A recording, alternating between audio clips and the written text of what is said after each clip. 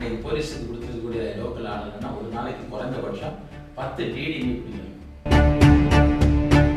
அழகாக பேசினாரு 10 ரூபா பாலாஜி. அதில் கூட ஒரு குவார்டர் வைக்கிறதுல 10 ரூபா ஸ்டிக்கர் போட்டு ஒரு ஆள் 3 குவார்டர் வாங்குறவன் ஒரு குவார்டரோட வாங்குறேன் ஒரு ஹாஃப் குவார்டர் அடிக்கிறேங்கிறேன்னு ஊக்குவிக்கிறது தான் இந்த கவர்மெண்ட்.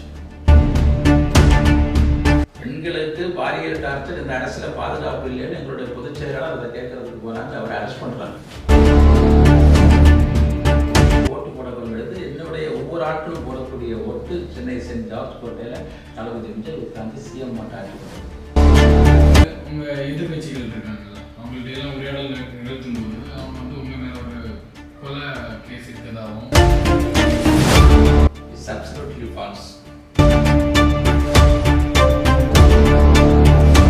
ரெஃப்ஸான் மீடியா நேயர்களுக்கு வணக்கம். Welcome to the show the last round அரசியல். இன்னைக்கு நம்ம கூட இணைந்திருக்கிறது யாருன்னா தாவேகா கட்சி சார்பாக விளவங்கோடு சட்டமன்ற தொகுதியில் போட்டியிடும் வெற்றி வேட்பாளர் வழக்கறிஞர் திரு மைக்கேல் குமார் அவர்கள். வணக்கம் சார். வணக்கம் சார். உங்களோட இளமை பருவம் இருக்குது சார். அதுல வந்து கம்யூனிஸ்ட்ல ஆரம்பிச்சிங்கன்னு சொன்னீங்க, அப்புறமா திமுக, அப்புறமா இப்போ தாவேகா. நீங்க ஒரு கடந்து வந்திருப்பீங்கல்ல சார், ஒரு பாதை, அதை பத்தி சொல்லுங்க சார். சார், உண்மையிலே என்னுடைய சின்ன வயசுல பேசிக்கலே நான் ஒரு கம்யூனிஸ்ட் தாக்கம் கொண்ட ஆள். என்னுடைய 18வது வயதில் நான் டிஒய்எஃப்ஐடைய டிசி மெம்பர். என்னுடைய கம்யூனிஸ்ட் கட்சியினுடைய பயணங்களுக்கு பிறகு அதுக்கு பிறகு ஒரு பின்னிட்டு ஒரு 15 ஆண்டுகள் திராவிட முன்னேற்ற கழகத்தில் பயணித்தேன். அதனுடைய கொள்கைகள், காரியங்கள், சித்தாந்தங்கள் எல்லாம் சரியாக இருக்குங்கிற நிலையில் பயணித்தேன். பட் அவங்களுடைய கொள்கைகளையும் காரியங்களையும் சொல்கிறாங்களே தவிர அவங்க அரசியலிருந்து 2021 ஆட்சிக்கு வந்த பிறகு அவங்க சொல்கிறது மாதிரி எதுவுமே கிடையாது. உண்மையிலே கட்சிக்குள்ளே ஒரு ஜனநாயக கட்டமைப்பு இல்லை. உழைக்கிறவங்களுக்கு ஒரு மரியாதை இல்லை. ஒரு மக்கள் விரோத ஒரு தீமையான ஆட்சி மாதிரி தான் அதில் தொடக்கத்திலிருந்து இருந்துட்டு இருந்தது. அதனால் எனக்கு உண்மையிலே அந்த அரசியல் பிடிக்கல. அதனால் நான் கொஞ்சம் சைலண்டாக இருந்துக்கிட்டேன். பல அரசியல் கட்சிகளும் என்ன சமீபித்து நீங்கள் அரசியல் கட்சியில் சேருங்க வாங்கிட்டு கூப்பிட்டாங்க. பட் நான் ரொம்ப சைலண்டாகவே இருந்துக்கிட்டேன். அதுக்கப்புறம் பார்த்தீங்கன்னா தளபதி விஜய் அவர்களுடைய அந்த மக்கள் இயக்கம் அவர் கட்சியை ஆரம்பிப்பார் அப்படின்னு ஒரு மூமெண்டத்தில் இருந்துட்டு இருந்தது. இருந்தாலும் நான் நல்லா வாட்ச் பண்ணேன். பட் தலைவருடைய சில அறிக்கைகள், நான் உண்மையை சொன்னால் இந்திய அரசியல் சாசன சட்டத்தை மதிக்கக்கூடியவை ஒரு வழக்கறிஞர். ஆனால் அவருடைய அந்த அறிக்கைகள், சிஏக்கு எதிரான அறிக்கைகள், அவருடைய அறிக்கைகள் எல்லாமே முதல் அறிக்கையாக வரும். மத்திய அரசாக இருந்தாலும் சரி, மாநில அரசாக இருந்தாலும் சரி, அரசியல் சாசன சட்டத்திற்கு எதிராக ஒரு தீர்மானத்தையோ ஒரு நிலைப்பாடையோ எடுத்தால் அதில் முதல் குரலாய் அதை எதிரொலிக்கக்கூடியவர் தளபதி விஜயா தான் இருந்தார். அதுக்கு பிறகு எனக்கு இந்த கட்சியில் பயணித்தா நல்ல ஒரு இதாக இருக்கும், கொள்கைகள் நல்லா இருக்கும், என் மனசுக்குள்ளே நான் அடிப்படையில் அதை நினச்சிக்கிட்டேன். அப்படி இருக்கும் அவர் அரசியல் கட்சி துவங்குறதுக்கு முன்னே நான் மக்கள் இயக்கத்தில் அன்னைக்கு இருந்த தலைவர், இன்னைக்கு இருக்கக்கூடிய மரியாதைக்குரிய மேற்கு மாவட்ட கழக செயலாளர் சபின் அவர்களை சந்தித்து அந்த மக்கள் இயக்கத்தில் என்னை இணைச்சிக்கிட்டேன். இந்த மாவட்டம் முழுவதும் அதனுடைய கொள்கைகளையும் அதனுடைய எதிர்பார்ப்புகளை எல்லாம் நான் என்னுடைய பேச்சாற்றல் மூலம் அவருடன் சேர்ந்து பயணித்து மக்கள் பணி செய்தோம். அதுக்கப்புறம் கட்சி தொடங்கினாங்க. கட்சியில் சேர்ந்துட்டேன். கட்சியில் சேர்ந்து என்னுடைய அரசியல் பயணம் என்பது உங்களுக்கு கேட்டால் தெரியும். ஒரு நல்ல ஒரு தொண்டனாக இருந்து பயணித்தேன். இந்த தாவேகாவுக்கும் எனக்கு இருக்கக்கூடிய அரசியல் அனுபவங்களை பற்றி நல்ல புரிதல் அவங்களுக்கு கொடுத்து கூட இருந்து நான் மாவட்ட நிர்வாகத்தில் மாவட்ட செயற்குழுவாக என்னுடைய பயணம் ஆரம்பமானது. இப்போ அந்த அரசியல் கட்சியினுடைய வளர்ச்சிக்காக இந்த குமரி மேற்கு மாவட்டத்தில் வடக்கு ஒன்றியங்கிறது ஒரு மலை சார்ந்த பகுதி, ஒரு தேசிய அரசியல் கட்சிகளுடைய தாக்கம் நிறைந்த பகுதி. ஆனால் அது ஒரு ஒன்றிய செயலாளராக இருந்த கட்சியை இன்னும் பரிசீலிக்க முடியுங்கிற நிலையில் இப்போ என்ன மேற்புற வடக்கு ஒன்றிய கழகத்தினுடைய செயலாளர் என்னை அறிமுகப்படுத்தினாங்க.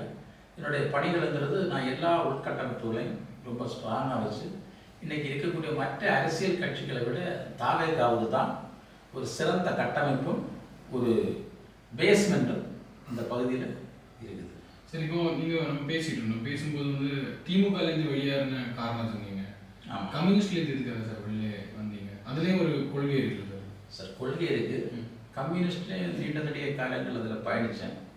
அதில் கூட அந்த கம்யூனிஸ்ட்டுக்கு சில சித்தாந்தங்களுக்கு எதிராட்டு சில ஜாதிய கட்டமைப்பு மாதிரி அந்த மக்கள் பிரதிநிதித்துவங்களை வழங்கக்கூடிய ஒரு சூழ்நிலைகள், அவங்களுடைய சித்தாந்தங்களை மாற்றி ஏதோ ஒரு கொள்கையற்ற சில ஆட்களோட சில நிலைப்பாடுகள், கூட்டணிகள், இதெல்லாம் அந்த கம்யூனிஸ்ட சிந்தனைகளுக்கு மாறான ஒரு எண்ணம்.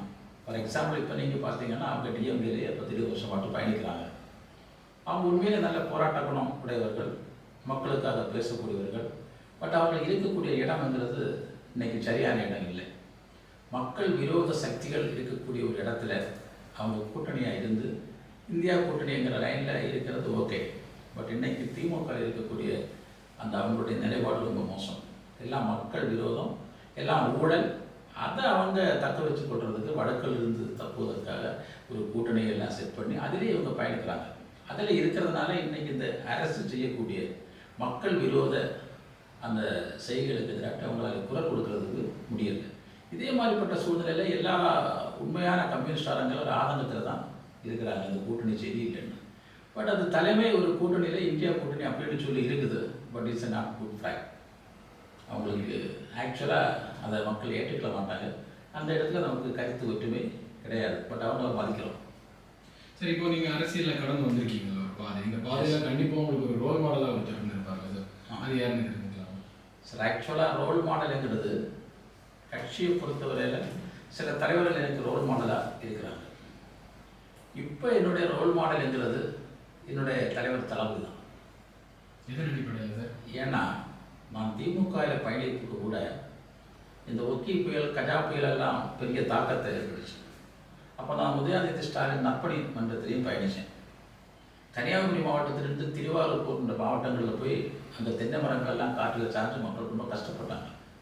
நாங்களும் போய் அந்த கட்சியிலிருந்து தரக்கூடிய பணத்தை பெற்று சில 1-2 நாள் அங்கே தங்கியிருந்து நிவாரணப் பணிகளை மேற்கொண்டோம். ஆனால் அன்னைக்கு ஈர்க்கப்பட்டவன் நான். ஏன்னா இந்த தளபதி விஜயனுடைய ஃபேன்ஸ், இந்த மக்கள் இயக்கம் அந்த களத்தில் வந்து செய்த பணி என்ன, சின்ன பசங்க அப்படி ஒயிட் அண்ட் ஒயிட் போட்டு நாங்கள் எல்லாம் 3 நாள் வேலை செஞ்சோம். 1 வாரம் 2 வாரம் அவங்களுடைய சொந்த பணத்தை போட்டு அவங்க அவங்கள அந்த தென்னை மரங்களெல்லாம் அகற்றினதும், மக்களுக்கு நிவாரணப் பணிகளும் பொருட்கள் வழங்கினதும் பார்த்தா அவங்க அவங்களுடைய சொந்த ஃபண்டு அவங்களை யாருமே கொடுக்கல. அற்புதமான பணி. நான் அன்னைக்கே நினைச்சேன், உண்மையிலே இந்த பசங்க எல்லாம் நாளைக்கு ஒரு கட்சி தொடங்கக்கூடிய ஒரு நிலைக்கு வந்தால் இவங்கெல்லாம் ரொம்ப இதாக இருப்பாங்க. அதே மாதிரிப்பட்ட அந்த பேசிக் பையமாராக இன்னைக்கு இந்த கட்சி உருவாக்கப்பட்டிருக்கு. அதனால் இந்த கட்சியை அசைச்சு பார்க்குறது பேஸ்மெண்ட் இஸ் வெரி ஸ்ட்ராங். சரி, இப்போ பேஸ்மெண்ட் நீங்கள் ஸ்ட்ராங்னு சொல்லும்போது தான் எனக்கு ஒரு விஷயம் சார், இப்போ டிவிக்கே பற்றி பரவலாக பேசப்படுற ஒரு விஷயம் சார். இப்போ அவங்க வந்து சோசியல் மீடியாவில் தான் போராட்டம் பண்ணுறாங்க, நேரில் வந்து போராட்டம் பண்ணல அப்படிங்கிற ஒரு கருத்து இருக்குல்ல சார்? இது முற்றிலும் தவறான கருத்து. தேவையற்ற போராட்டங்களுக்கு அரசியல் லாபத்திற்காக ஏதாவது இருக்கிறதுக்கு போராடணுங்கிற அவசியம் கிடையாது. உண்மையான போராட்டங்களை போராடி இருக்காங்க, அதில் பிரச்சனை இல்லை. இன்னைக்கு நீங்கள் பார்த்த பெண்களுக்கு எதிரான பாலியல் இது எவ்வளோ பெரிய போராட்டம். தலைவரே முதல் ஆளாட்டு வந்து போராடி இருக்காங்க. இன்னைக்கு உங்களுக்கெல்லாம் தெரியும் இந்த காலையில் நடந்த சம்பவங்கள் எல்லாமே. அது மாதிரி எந்த நம்ம மாவட்டத்தில் கூட போராட்டம் நடக்கலைன்னு சொல்கிறது தவறு. இன்னைக்கு தாது மணல் பிரிக்கக்கூடியதாக இருந்தாலும் சரி, கடற்சார் சம்பந்தமான எந்த போராட்டங்களாக இருந்தாலும் சரி, மத்திய அரசு கொண்டு வரக்கூடியதுக்கெல்லாம் பல போராட்டங்களை நாங்கள் நடத்தியிருக்கோம். போராட்டங்கள் ஆமாம், கட்சி சார்பாக ஆமாம், கட்சி சார்பில் நடத்தியிருக்கோம். அதுக்கு நிறைய இருக்குது. அதனால் போராடலைன்னு சொல்கிறது தவறு. நியாயமான போராட்டங்கள் போடுறாங்க. ஏதோ கட்சிகள் போராடி அதில் ஒரு அரசியல் ஆதாயம் எடுக்கிறதுக்கு தாவாய்க்க ஒரு கட்சி அல்ல. சார், இப்போ நீங்கள் கடந்து வந்த பாதையை பற்றி பேசிகிட்டு இருக்கோம் சார். இப்போ இதை பற்றி பேசும்போது நம்ம தொகுதியில் உங்கள் எதிர்கட்சிகள் இருக்காங்கல்ல, அவங்கள்ட்ட எல்லாம் உரையாடல் நிகழ்த்தும் போது அவங்க வந்து உங்கள் மேலே ஒரு கொலை கேஸ் இருக்கிறதாகவும் ஒன்று சொல்லிட்டு இருக்காங்க சார். அதை பற்றி உங்கள் கருத்து என்ன சார்? It's absolutely falls. அப்படியெல்லாம் கிடையாது. அது இப்போ அப்படி எது சொல்கிறாங்கன்னா, இந்த களத்தில் களமாடக்கூடியதில் நான் ஒரு மிகவும் ஸ்ட்ராங் வேட்பாளர் தாவைக்கான, அதற்காக ஒரு அரசியல் ஆதாயத்திற்காக தேடுறாங்களா இருக்கும். மற்றபடி எந்த இதுவும் கிடையாது. நத்திங். Okay sir. சார், இப்போ வாட்டி எம்எல்ஏவாக போட்டியிட போறீங்க சார். இவ்வளோ வருஷம் நீங்கள் சொன்னதில் கடந்து வந்திருக்கீங்க. பல தடைகள், பல பாதைகள்லாம் கடந்து வந்திருக்கீங்க. வாட்டி எம்எல்ஏவாக போட்டியிட போறீங்க சார். இதை எப்படி ஃபீல் பண்ணுறீங்க? உண்மையிலே இது எனக்கு ஒரு அற்புதமான ஒரு வாய்ப்பு. அதுவும் தளபதி விஜய் அவர்களுடைய தலைமையில் இருக்கக்கூடிய தாவேக்காவில் நான் ஒரு வேட்பாளராக இந்த விளவங்கோடு சட்டமன்ற தொகுதிக்கு அறிவிப்பட்டேன்னா உண்மையிலேயே ரொம்ப மகிழ்ச்சியாக இருக்கிறேன். நான் மகிழ்ச்சி அடைகிறத விட இன்னைக்கு என்கிட்ட பேசக்கூடியது பார்த்தா பல மக்களும் ஆவேசமாக நல்ல மகிழ்ச்சியாக இருக்கிறாங்க.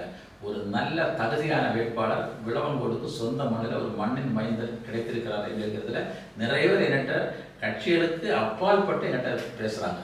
வடக்கறிஞர்களே சார், உண்மையிலேயே நீங்கள் ஒரு நல்ல கேண்டிடேட்டு, உங்களுக்கு வாய்ப்புண்டு. விளவங்கோடில் இப்போ தான் எங்களுக்கு ஒரு நல்ல கேண்டிடேட் கிடைச்சிருக்காங்கன்னு எனக்கு நிறைய பேர் ஃபோன் பண்ணியிருக்காங்க. ஸோ அது ரொம்ப ஒரு மகிழ்ச்சியாக நினைக்கிறேன். நான் என்னுடைய 100% நான் வெற்றி பெறக்கூடிய ஒரு வின்னிங் கேண்டிடேட். தளபதி ஆட்சி அமைப்பதற்கு ஒன் ஆஃப் த கான்ஸ்டியூன்சியாக இந்த விளவங்கோடு கான்ஸ்டியூன்சி இருக்கும். அதில் எந்த சந்தேகமும் வேண்டாம், எல்லாம் கரெக்டாக. இல்லை சார், இப்போ கருத்து கணிப்பெல்லாம் சொல்றது வந்து ஒரு 15 to 20% தான் வாய்ப்பு இருக்கு அப்படின்னு வைக்கிறாங்க. 15% முதல் 20% வரை இருக்குன்னு ஆரம்பத்திலேயே ஒரு கட்சி தொடங்கி 2 வருஷத்துக்குள்ள சொல்கிறாங்கன்னா மிகப்பெரிய ஆச்சரியம். சார், நீங்கள் ஒன்று புரிதல் வேண்டும். இந்த 15லேருந்து 20 தொடங்கி இது ஸ்டார்டிங் தான்.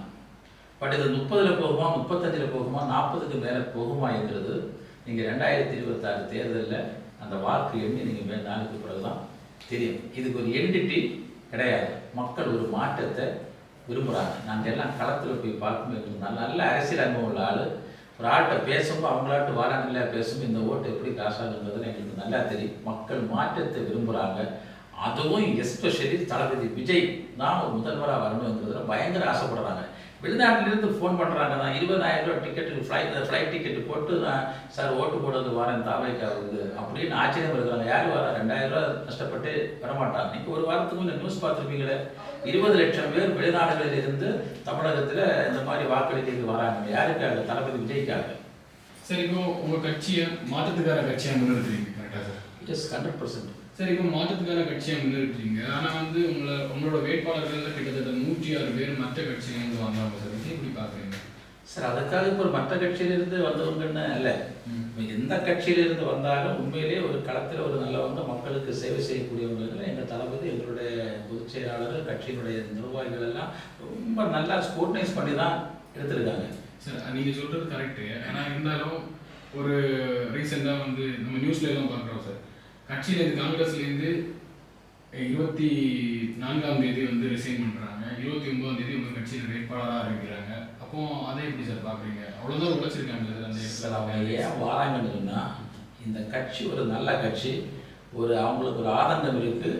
இந்த காங்கிரஸ் கட்சியிலேருந்து வராங்கன்னு சொல்கிறீங்களா, அவ்வளோ காங்கிரஸ்காரங்களே விரும்பினது தாவேக்காவை தான்.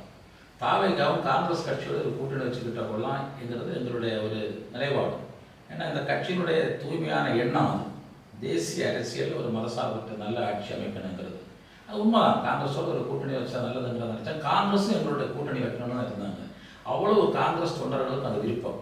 ஆனால் இவருக்கு இருக்க அப்பால்பட்டு திமுக எப்படியும் பெட்டிகளை கொடுத்து தக்க வச்சுக்கிட்டு ஏதோ சில தலைவர்களை சோர்ஸ் பண்ணி காங்கிரஸ் மக்கள் விரும்பாத ஒரு கூட்டணி அதுக்குள்ளே இன்னைக்கு சேர்த்துக்கிட்டாங்க அரசியலில். அதனால் மக்களுக்கு நிறைய ரியாக்ஷன் இருக்குது. யாருமே நீங்கள் நினைக்கிறது மாதிரி காங்கிரஸ் கட்சி இப்போ அவங்க விரும்பி வாக்களிக்கணும் அவங்களுக்கு இல்லை. தாவேக எங்கே நிற்கிறோம், தாவேக தான் வாக்களிக்கணும் 50% அதிகமான காங்கிரஸ் தொண்டர்கள் விரும்புகிறாங்க. இது நிஜம். அது கன்னியாகுமரி மாவட்டத்துக்கு குறிப்பாக இது இம்பேக்டாக. அதனால் அவங்களுக்கு வாய்ப்பளித்தாங்கன்னு சொல்லக்கூடியதெல்லாம் அந்த மாதிரி 100% இருக்கக்கூடியதெல்லாம் தவறு. சில இடங்களில் சில ஆட்களுக்கு வாய்ப்பளிக்கப்பட்டிருக்கலாம். அது முற்றிலும் சரியா என்பது இல்லை. சார், இப்போ காங்கிரஸை பொறுத்த வரைக்கும் காங்கிரஸ் வந்து நம்ம கன்னியாகுமரியில் விளவங்கோடாக இருக்கட்டும், கிள்ளியூராக இருக்கட்டும், இந்த மாதிரி எந்த தொகுதியாக இருந்தாலும் உங்கள் தொகுதியிலே யாரை நிப்பாட்டினாலும் காங்கிரஸில் வந்து வின் பண்ணுவாங்க. ஏன்னா அந்த கட்சியோட சின்ன அவ்வளோ பரவலாக இருக்குது. அதை தாண்டி நம்மளால் ஜெயிக்க முடியுமா சார்? சார், இப்போ அந்த கட்சியோட சின்னத்தை விட இன்னைக்கு விசில்ங்கிறது மக்கள் மத்தியில் ரொம்ப ரீச்சு. நீங்கள் பாருங்கள், அந்த விளவங்கோடு தொகுதியில் நீங்கள் அந்த கடையாளமூடு பேரூராட்சியோட லாஸ்ட் கோஸ்டல் ஏரியா பார்த்தீங்கன்னா காணி பழங்குடியின மக்கள். இப்போ நீங்கள் 6 காணி, 10 காணி, முல்லப்பு காணி, நிரப்பு, நீங்கள் வந்துட்டு வட்டப்பாறை, இதே மாதிரி ரொம்ப ஹோஸ்டல் அந்த காட்டுக்குள்ள ஏரியாவில் போனால் கூட அங்கே விசில் கிடையாது. அங்கே கைங்கிறது இன்றைக்கி ஒரு சப்ஜெக்ட் இல்லை. மக்கள் இந்த தலைவரை விரும்புகிறாங்க. தலைவர் சுட்டி காட்டிய சின்னத்தை ரொம்ப ரியாக்ஷனாக விரும்புகிறாங்க. அதனால் கை ஒரு பெருமையான ஒரு சின்னம், அதுக்கு ஒரு பயங்கர மாற்றம் இருக்குது என்கிறதெல்லாம் தவறு. அந்த காலகட்டங்கள்லாம் கடந்து போயாச்சு. இந்த காலகட்டங்கிறது ஜென்சியஸ் யங்ஸ்டர்ஸுடைய காலகட்டம். இன்றைக்கி அரசியல் எல்லாம் நல்லா புரியக்கூடிய காலகட்டம். இன்றைக்கி மீடியாஸ் உங்களை மாதிரி ரொம்ப ரீச்சாக கொண்டு சேர்க்குறாங்க. நாங்கள் எல்லாம் என்னுடைய ஒரு 30 வருடங்களுக்கு முன்னால் எங்களுடைய அரசியல் பயணம் வந்து இதே மாதிரி ஒரு தேர்தல் சொன்னால் ஒரு நோட்டீஸ் கொண்டு வீடு வீடாக சென்று ஒரு 1/2 மணி நேரம் பேசணும். நாங்கள் பேசின அந்த பக்கம் போன போது அடுத்த கட்சிக்காரன் வரலாம் பேசணும். மக்கள் அப்போ எது சரி தரையினா அதை அவங்க சொல்கிறத வச்சு தான் இன்னைக்கு அப்படி இல்லை. சோசியல் மீடியா மக்களெல்லாம் வித்தின் செகண்டுக்குள்ளே பார்க்குறாங்க. நீங்கள் காலேஜில் போய் ஒரு இது எடுங்க, இன்றைக்கி அந்த என்சிசியில் 80% மக்கள் தளபதிக்கு வாக்களிக்கணும்னு இருக்கிறாங்க. மாற்றத்தை விரும்புகிறாங்க சார். அவங்க மாற்றத்தை விரும்புகிறாங்க, கரெக்டு தான். இப்போ மக்கள் மாற்றத்தை விரும்புகிறாங்கன்னு வச்சுக்கோங்க சார். ஜென்சி, நீங்கள் சொல்கிறது ஜென்சி வந்து யங்ஸ்டர் சொல்கிறீங்க சார். அந்த 2 ஓட் அதுக்கு வச்சுக்கிட்டு இன்னைக்கு பெண்களும் அப்படிதான் அப்படி சொல்ல வரீங்க. ஆமாம், அதான் அந்த 2 ஓட் சேலை வச்சுக்கிட்டு நம்மளால் வந்து வின் பண்ண முடியுமா? பெண்கள் வாக்களிக்கிறாங்க. நீங்கள் ஒரு கால்குலேஷன் போடுறது, ஆல்ரெடி மீடியாலாம் பேசியிருக்கிறாங்க. இந்த கால்குலேஷனை பார்த்தா எங்களுடைய கால்குலேஷனுக்கு மோர் தேன் 40%. அது நீங்கள் ஈக்குவலாக நீங்கள் ஒரு ஸ்டாட்டிஸ்டிக்கல் லைனில் அந்த கால்குலேஷன் பண்ணாங்கன்னா உங்களுக்கு தெரியும். அதுக்கப்புறம் பிலோ ஒரு 40 இயர்ஸுக்கு மேலே, ஒரு 50 இயர்ஸுக்கு கீழே எங்களுக்கு ஒரு 50%க்கு மேலே நாங்கள் களத்தில் போகிறதுனால எங்களுக்கு தெரியுது. மக்கள் நாங்கள் கேட்டு இப்போ மைக்கேல் குமார் வேட்பாளர் நல்ல விஜய்ன்னு தான் பார்க்குறாங்க. ஒவ்வொரு ஆட்களுடைய மனசில் இருக்கக்கூடிய ஆனந்தம், நாங்கள் விஜய்க்கு ஓட்டு போடுறோம். இது மற்ற அரசியல் கட்சிகளுக்கும் தெரியும். ஆனால் அரசியல் பண்ணுறாங்க, வேறு வழி இல்லை. இதுதான் உண்மை. Okay sir, okay okay. Vilavancode தொகுதியில் இப்போ நீங்கள் உங்களோட போட்டியாளர்னா யாரை சொல்லுவீங்க? யாரை போட்டியாளராக பார்க்குறீங்க சார்? இப்போ உண்மையை சொன்னால் நான் போட்டியாளராக பார்க்கல. இருந்தாலும் அரசியலில் நீங்கள் என்ன சொன்னீங்க, விளவங்கோடுங்கிறது ஒரு காங்கிரஸினுடைய கோட்டை, அதெல்லாம் பேசு சார். அதெல்லாம் இப்போ உண்மை கிடையாது. நாங்கள் எல்லாம் சேர்ந்தாங்க, திமுக இருக்கவும் சரி தான், கம்யூனிஸ்ட் இருக்கவும் சரி தான், எல்லாம் கூட்டணி மாறி இருந்து ஒரு 20 வருஷமாக 25 வருஷமாக 3-5 தடவை அவங்க எம்எல்ஏ இருக்கிறாங்க. அன்னைக்குள்ள சிச்சுவேஷன் இல்லை. இன்னைக்கு மக்கள் பார்த்து காங்கிரஸ் உண்மையான இடத்துல நல்ல கூட்டணியில் வரல, இருக்கலைங்கிற லைனில் அவங்க ரொம்ப இதாகிட்டாங்க. இன்னைக்கு மக்கள் வந்துட்டு தனியாக நிற்கக்கூடியது மிகப்பெரிய பலம்னா, நான் தனியாக சொல்லலை, மற்ற கட்சிகளோட மிகப்பெரிய கூட்டணி வச்சிருக்கக்கூடியது தாவேக தான், தலைவர் தான். மக்கள் கூட்டணி இப்போ திமுக 24 கட்சி 28 கட்சி வச்சு கூட்டணி வச்சிருக்காங்க. 90% கட்சிகளுக்கு சேர்ந்து 5% ஓட்டிங் கிடையாது. தனிப்பட்ட முறையில் இன்னைக்கு வாக்கு வங்கி ரொம்ப அதிகமாக இருக்கக்கூடிய பவர்ஃபுல் கட்சிங்கிறது டிவிக்கு தான். எங்களிலிருந்து 6-7% எல்லாம் மற்ற தனிப்பட்ட கட்சிகளுக்கு கம்மி தான். அது எதை சொன்னாலும் மக்கள் மன்றத்தில் ஏற்படாத மக்கள் வெரி கிளியர். சார், உங்கள் தலைவர் விஜய் அவர்கள் வந்து சொல்கிறது என்னன்னா, போட்டி வந்து திமுகவுக்கும் தாவைக்காக்கும் மட்டும்னு சொல்லிட்டு இருக்காரு. ஆனால் எந்த இடத்துல இங்கே பார்க்கும்போது 4 முனை போட்டின்ற ஒரு பிம்பம் இருக்குல்ல சார், அதை எப்படி பார்க்குறீங்க சார்? சார், 4 முனை போட்டிங்கிற ஒரு பிம்பம் எல்லாம் கிடையாது. எங்கள் தலைவர் சொல்லக்கூடியது தான் கரெக்ட். இன்னைக்கு தாவைக்காவுக்கும் திமுகவும் தான் போட்டி. அவங்க எல்லாம் நாங்கள் ஒரு போட்டியாளராட்டு கணக்காக்கலாம். மக்கள் மட்டத்தில் போகிறதுனால எங்களுக்கு தெரியும். அவங்க ஒரு கூட்டணியெல்லாம் வச்சுக்கிட்டு ஒரு பெரிய கட்சியை ஒரு பிம்பத்தை காட்டுறாங்க. மக்களுக்கு சில நல்ல காரியங்கள் செய்யாமல் மோசமான காரியங்கள் செய்யாமல் செய்தேன்னு அப்படி சொல்லி ஒரு பிம்பத்தை கிரியேட் பண்ணுறாங்க. உள்ளே போய் பார்த்தா ஒரு தேர்தல் அறிக்கையில் உள்ள எந்த விஷயங்களையும் நியாயமாக 100% செய்தது இல்லை. மக்களை கஷ்டப்படுத்துகிறாங்கிறது எல்லாருக்குமே தெரியும். அவங்க தேர்தல் அறிக்கையில் பல விஷயங்கள் சொல்லியிருக்காங்க. டாஸ்மாகை பற்றி சொன்னாங்க. அவர் வடக்கிறதுல இருக்கிறத உங்களுக்கு உண்மையை சொல்கிறத ரொம்ப ஹாப்பியாக இருக்கிறேன்னு நினைக்கிறேன். இன்றைக்கி டாஸ்மாக் பார்த்தீங்களா, நாங்கள் லோக்கல் பிள்ளைகிட்ட பேசினா தெரியும். இன்றைக்கி அதை எப்படின்னா அதனுடைய உற்பத்தியை பிரிக்க, அதனுடைய சேல்ஸையும் பெருக்கிறாங்கிறதான் இது.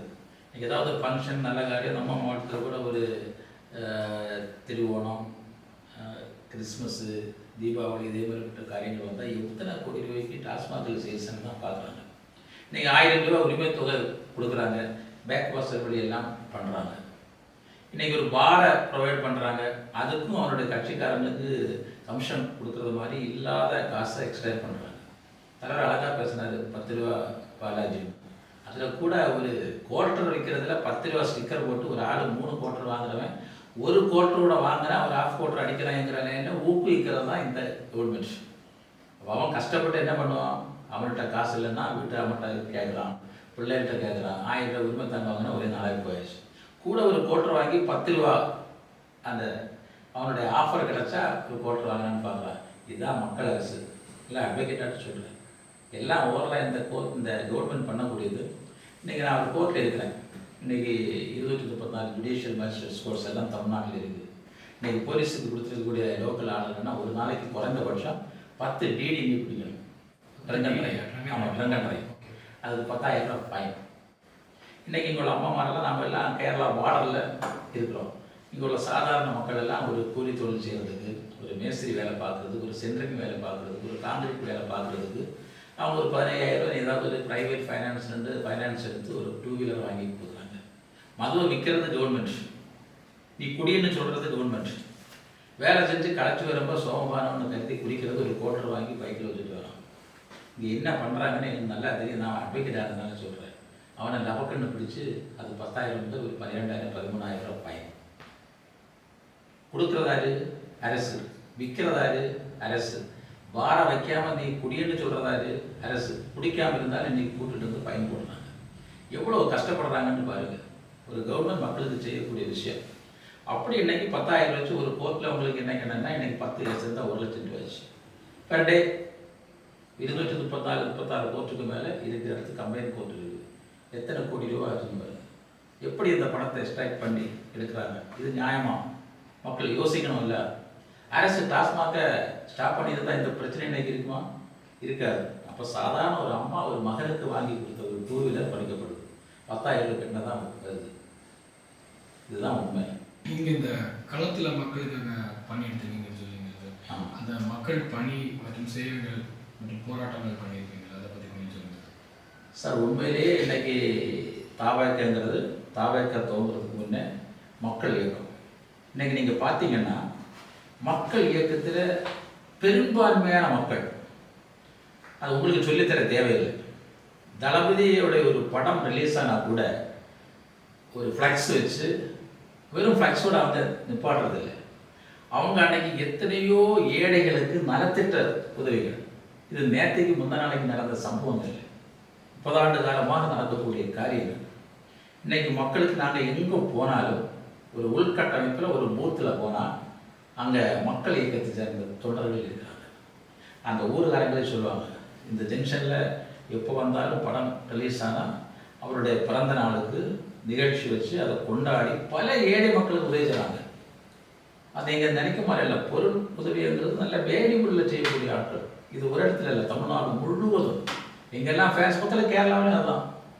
மக்கள் நல பணிகள்ங்கிறது அங்கேருந்தே ஸ்டார்டிங் தான். இப்போ கூட தலைவர் எந்த பெயரில் வந்தாலும் விஷயங்கள் வந்தாலும் நீங்கள் களத்தில் போய் மக்களோட நிலைங்கன்னு தான் சொல்கிறாங்க. ஓடோடி போகக்கூடிய டீம் இதுதான். அப்படி துடிப்பாக இருப்பாங்க. அதில் களப்பணிங்கிறது ரொம்ப ஸ்ட்ராங். மக்களையும் விரும்புகிறாங்க. ஒரு பொதுமக்களுக்கு எந்த நிகழ்ச்சிகளாக இருந்தாலும் இங்கே இந்த மாவட்டத்திலையும் சரி, எங்களுடைய மாவட்ட கழக செயலாளரும் சரி, அவருடைய தலைமையில் நிறைய மக்களுக்கு நிறைய உதவி பண்ணியிருக்காங்க. அது தேர்தலை முன்னிட்டு அதுக்கு முன்னாலே ஒவ்வொரு ஆட்களுக்கு என்ன தேவை, இன்றைக்கி ஒரு தையல் மிஷின் கொடுக்குறதா தான் அந்த வீட்டில் பார்த்து ஏழை எத்தனை பேருக்கு கொடுத்துருக்காங்க.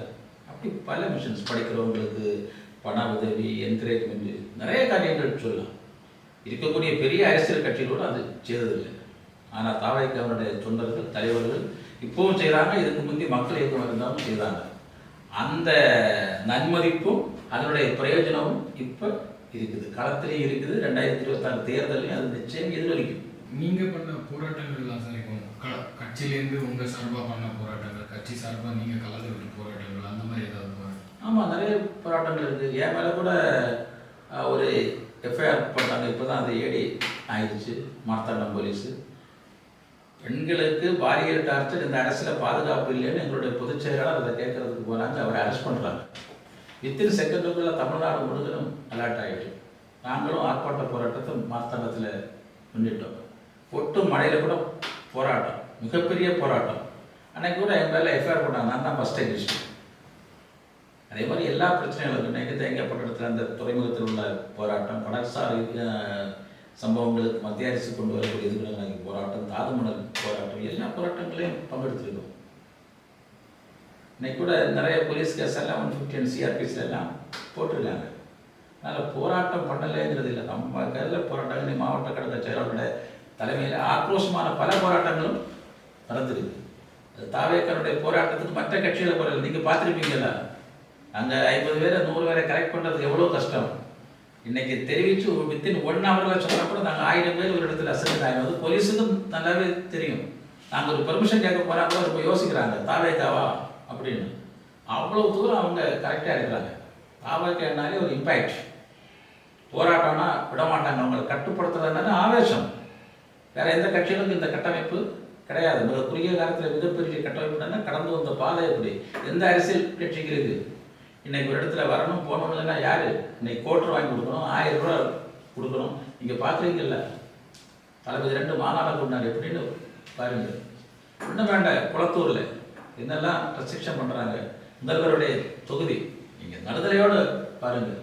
அவர் வந்த பிறகு எப்படி இருந்த மக்கள் கூட்டம், இன்னைக்கு தளபதி போகும்போது எப்படி இருந்து, நீங்கள் அதிலிருந்து புரிஞ்சு கொள்ளணும் மக்களுடைய ஆவேசம், மக்கள் என்ன எதிர்பார்க்குறாங்க, யாரை விரும்புகிறாங்க. இதுதான் உண்மை, இதுதான் கல நிலவரம். சரி, வரப்போகிற சட்டமன்ற தேர்தலில் நீங்கள் உங்கள் விளவங்கோடு தொகுதியில் ஜெயிச்சிட்டீங்க சார், எம்எல்ஏவும் ஆகிட்டீங்க. உங்களோட முதல் திட்டம் என்ன மாதிரி சார்? சார், என்னுடைய முதல் திட்டம் என்ன வருதுன்னா, உங்கள்கிட்ட ஓப்பனாக சொல்கிறது ரொம்ப சந்தோஷமாக இருக்குது. உங்களுக்கு தெரியும், இங்கே எல்லாமே முந்திரி தொழிற்சாலையில் வேலை பார்க்கக்கூடிய கூலி பெண்கள், கூலி தொழிலாளர்கள் தான் ஜாஸ்தி. அவங்களுடைய பிரதான வருமானம்ங்கிறது இன்றைக்கி நீங்கள் பார்த்தீங்கன்னா இந்த கன்னியாகுமரி மாவட்டத்தில் சுமார் 250க்கும் அதிகமான முந்திரி தொழிற்சாலை இருக்குது. எல்லாமே இன்றைக்கி நலிவடைஞ்சு க்ளோஸ் பண்ணியிருக்காங்க. இந்த முந்திரி தொழிற்சாலையில் வேலை பார்த்த அந்த தொழிலாளிகள் அந்த வருமானத்தில் தான் தன்னுடைய பிள்ளைகள் எல்லாம் படிக்க வச்சது. இப்போ ஓணம் பண்டிகை வந்த ஒரு போனஸ், அவங்களுக்கு கிராட்டிவிட்டி, இஎஸ்ஐ, பிஎஃப் இதெல்லாம் வச்சு தான் வாழ்க்கை தரத்தை நடத்துனாங்க. இன்றைக்கி அந்த எல்லாம் க்ளோஸ் பண்ணக்கூடிய ஒரு கண்டிஷன். ஆனால் போன கவர்மெண்ட்டு கூட நான் என்ன சொல்கிறேன்னா, இன்றைக்கி இருக்கக்கூடிய சபாநாயகர் மிஸ்டர் அப்பாவு அவருடைய தலைமையில் இங்கே ஒரு கள ஆய்வு எல்லாம் மேற்கொண்டு, ஏன் சொல்கிறேன்னா, நான் கூட 2-3 கேஷ்மெண்ட் ஃபேக்ட்ரி வச்சு 100 பெண்களுக்கு வேலை கொடுத்த ஆள். ஒரு தொழிலதிபர்கிட்டும் என்னுடைய வேலையை நான் நடத்தியிருக்கேன். என்னுடைய மனைவி பேரில் அதுக்குள்ள லைசன்ஸு காரியங்கள் வச்சு சொந்த இடத்துல. இன்றைக்கி அந்த ஃபேக்ட்ரியெல்லாம் நான் க்ளோஸ் பண்ணிவிட்டு இன்றைக்கி இன்டர்லாக்கு, ஹாலோ பிளாக் மாதிரி அவங்க பிஸ்னஸ் பண்ணுறாங்க. இங்கே நிறைய பெண்கள், ஏழைகள் வேலை பார்த்தாங்க. இன்றைக்கி பார்க்குறதுக்கு முடியல. அன்றைக்கி அவங்க கள ஆய்வு எல்லாம் மேற்கொண்டு கேஷ்யூ கிளஸ்டர் முந்திரி குழுமத்தை அரசின் சார்பில் நான் ஏற்படுத்தி இந்த நலிவடைந்த தொழிலை மேம்படுத்தி இந்த ஏழை விவசாய, இந்த கூலி தொழிலாளிகளுக்கெல்லாம் வேலை கொடுக்கலாம் அப்படின்னு ஒரு இதை சொல்லி ஒரு இதெல்லாம் பண்ணாங்க. பட் எந்த எஃபோர்ட்டும் எடுக்கல. அதுக்காக ஒரு 10 லட்சம் ரூபாய், 25 லட்சம் ரூபாய் எடுத்து ஒரு கருத்தரங்கெல்லாம் வச்சாங்க. எங்களெல்லாம் கூட்டிக்கிட்டு போய் அதுக்குள்ளே இதெல்லாம் பண்ணாங்க. நீங்கள் திமுக இருக்கும்போது? ஆமாம். ஆனால் எந்த இதையுமே இந்த அரசு இந்த மாவட்டத்தில், அதுவும் இந்த கேரளா பார்டரில் இருக்கக்கூடிய இந்த மக்களுக்கான இந்த ஒரு தொழிலை பண்ணி எந்த இதையும் மேம்படுத்தலை. அவங்க சொல்கிறது எதையும் செய்யறதில்லை. நான் ஃபஸ்ட்டாக உண்மையிலே சட்டமன்ற உறுப்பினர் ஆகிறது இந்த தலைவர் தளபதியுடைய ஆட்சியில் இதை நான் சொல்லுவேன். ஒரு முந்திரி குழுமம், கேஷ்யூ கிளஸ்டர் உருவாக்கப்பட்டு இந்த முந்திரி தொழிற்சாலைகளெல்லாம் அதற்கெல்லாம் ஒரு புத்தியை கொடுத்து இந்த தொழிலாளர்களுக்கு வேலை கொடுக்கணும். இதுக்கு தான் உண்மையிலே நான் முதல் ஒரு எஃபோர்ட்டாக எடுப்பேன். ஆனால் எனக்கு இதிலிருந்து பயணிச்சு நல்ல அனுபவம் உள்ள ஆட்கள் எல்லாருமே சொல்கிறாங்களே தவிர இன்றைக்குள்ள நிலைமை அது. ஏன்னா தொழிலாளிகளை, அந்த உற்பத்தியாளர்களை நம்ம உருவாக்கணும். அவங்க எல்லாம் கஷ்டப்பட்டு இன்றைக்கி நலிவடைஞ்சிட்டாங்க. அவங்கள மேம்படுத்துறதுக்கு தளபதியோட அரசு அமைந்தோட நிச்சயமாக அதை செய்வாங்க. அதே மாதிரி தேசிய அரசியல் இங்கே என்ன பண்ணுறாங்க, இங்கேயும் காங்கிரஸ், பக்கத்தில் கம்யூனிஸ்ட் இருக்கிறாங்க. இவங்க 2 பேரும் இந்தியா கூட்டணியில் கூட்டணி. இங்கே காங்கிரஸ் எம்எல்ஏ, காங்கிரஸ் எம்பி. இப்போ பாருங்க, தேர்தல் அறிக்கை வந்தாச்சு. முதல்ல சொல்லுவாங்க, நெய்யார் இடதுகரை சேனலில் தண்ணீர் பெற்றி தரும். இதுதான் ஃபஸ்ட்டில் சொல்லுவாங்க. எத்தனை டைம் எம்எல்ஏ இருந்திருக்காங்க, எம்பி இருந்திருக்காங்க, இதுவரை ஏன் பெற்று தரல? நம்ம தலைவர்கிட்ட நியாயமான காரியங்கள் செஞ்சால் சட்ட ரீதியை அணுகி அதை பெற்றுத்தர முடியுமா என்கிறது எங்களால் முடியும். ஏவிஎம் கால்வாய் தூர்வாரி எப்படிப்பட்ட ஒரு திட்டம். இங்கே தலைவர்கிட்ட சொன்னால் அதை தூர்வாடுறதுக்கும் அந்த கால்வாயை எப்படி கொண்டு போய் விவசாய பாசனங்களை, விவசாயிகளுடைய ஆள் அதை மேம்படுத்தலாம், அதுக்கு என்ன பண்ணலாம், அதனால் வரக்கூடிய மக்கள் பிரயோஜனம் என்ன, அதெல்லாம் இப்போ நெய்யார் விடுதலை சாலையில் வந்தால் கூட எவ்வளோ விவசாயிகள் பண்ணுவாங்க. அதெல்லாம் சொல்லுவாங்களே தவிர அதற்கான உண்மையான எஃபோர்ட் பண்ணி எடுக்கிறதில்ல. எப்படியாவது எம்எல்ஏ ஆகணும், ஏதாவது பிரயோஜனம் இப்பவும் வருவாங்க. நாங்கள் சொல்கிறோம் அதுக்குள்ளே எஃபோர்ட் எடுப்போம்னு சொல்கிறோம். நிச்சயமாக எடுப்போம். ஒரு தடவை இந்த தாவேக சட்டமன்ற உறுப்பினரான அடுத்து இந்த கட்சியிலெல்லாம் இதை பற்றி ஆசைப்படவே வேண்டாம். எங்கள் தலைவருடைய டைரக்ஷனில் அப்படி இருக்குமாச்சு. இதுதான் உண்மை. ஓகே சார், சிறப்பு சார். இப்போ இதில் இப்போ மேக்ஸிமம் உங்களோட திட்டங்கள் சொன்னீங்க. தாண்டி 5 வருஷம் மெயின் குறிக்கோள்னா என்ன மாதிரி சார்? உங்கள் ஆட்சி வந்து 5 வருஷம் உங்களோட மெயின் குறிக்கோள்?